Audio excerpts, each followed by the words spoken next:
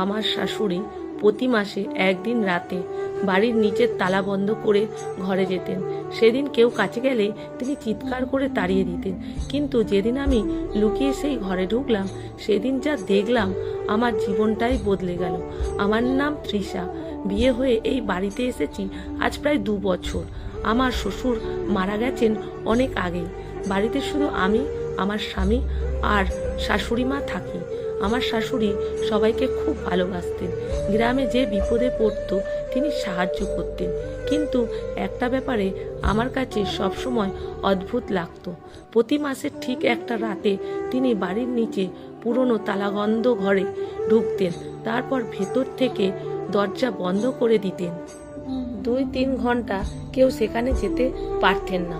ঘরের ভেতর থেকে কখনো কান্নার শব্দ, কখনো কারোর ফিসফিস কথা, আবার কখনো ভারী কিছু টানার আওয়াজ ভেসে আসতো।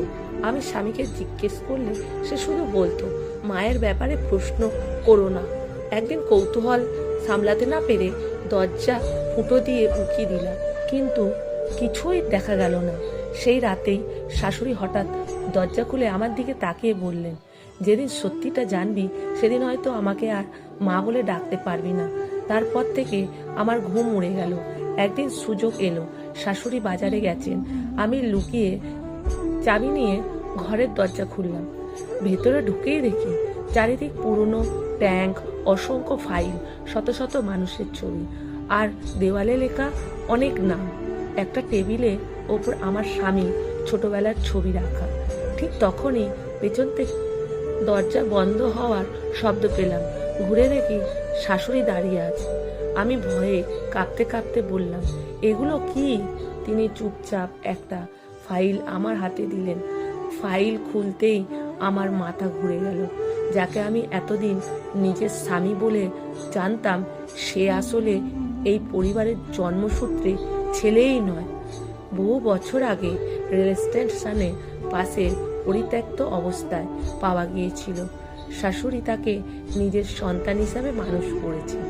তিনি বললেন, আমি চাইনি কোনোদিন ও জানুক ও জীবন নষ্ট হয়ে যাক। সেটা আমি চাইনি। আমার চোখের জল চলে এলো। আমি জিজ্ঞেস করলাম মাকে, তাহলে প্রতি মাসে এখানে কি করতে আসেন? শাশুড়ি ধীরে ধীরে বললেন, প্রতি মাসে যেসব নিখোঁজ শিশুদের খোঁজ এখনো মেলেনি, তাদের পরিবারের জন্য আমি নথি গুছিয়ে রাখি।